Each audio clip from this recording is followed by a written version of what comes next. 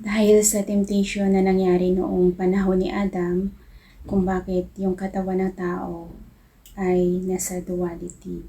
Ang ibig sabihin po, good and bad ay nag-i-exist sa katawan natin.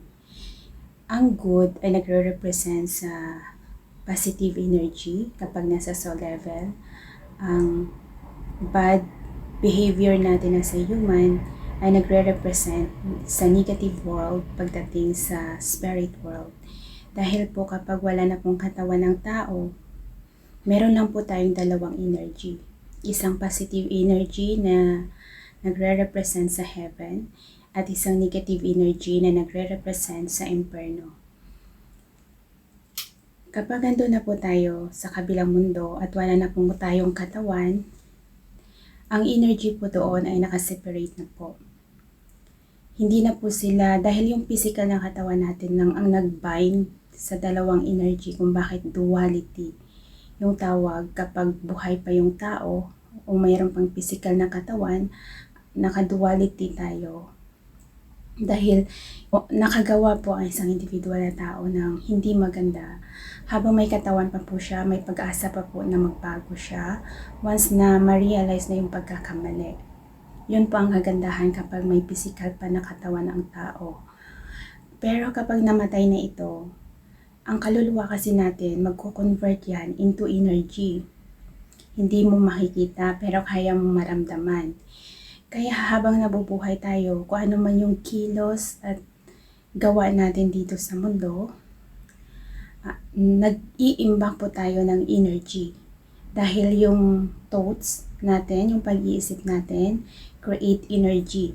Sa kabilang mundo, wala po dong words. It's all about energy. Kaya yung mga kilos at gawa natin, nagko-convert yan into energy. Nakadepende po kung ano yung iniisip natin, kung ano yung ginagawa natin, doon po tayo nagko-contribute. Pag namatay po tayo, kung saan mas matimbang, doon po tayo pupunta. Kaya pag namatay na po ang isang tao, meron tayong 200 na naghihintay sa atin. Kapag wala na po tayong physical na katawan, merong 200 doon. Yung isa papunta sa heaven o nasa positive energy, yung isa negative energy papunta sa inferno. Kung saan matimbang, kung saan mas madami yung contribution natin noong napupuhay tayo, doon tayo pupunta. Kung hindi maganda yung ginawa natin in this physical world, magkakaroon po tayo ng judgment of soul. Yun ay pupunta po siya sa negative world to learn a lesson. Dahil kung hindi ka natuto in this physical world ng lesson to learn mo about life, doon ka sa kabilang mundo magle-learn ng lesson. Kung bakit sa incarnation cycle, iba-iba po yung katawan natin every incarnation.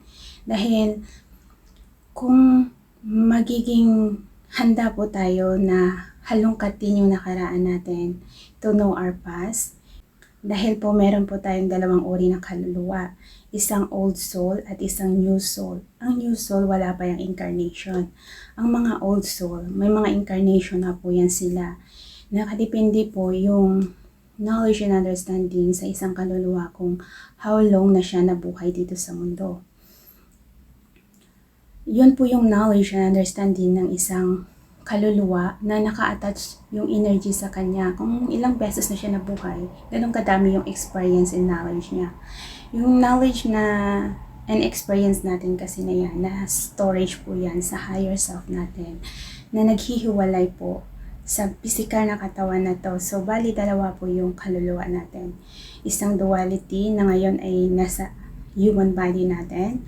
Once po na ma-align natin yung physical na katawan natin sa inner truth natin, mag-a-align po siya doon sa truth which is sa positive world. Dahil doon puro katotohanan lamang, positive energy po siya, andun po yung higher self natin na naghihintay sa atin.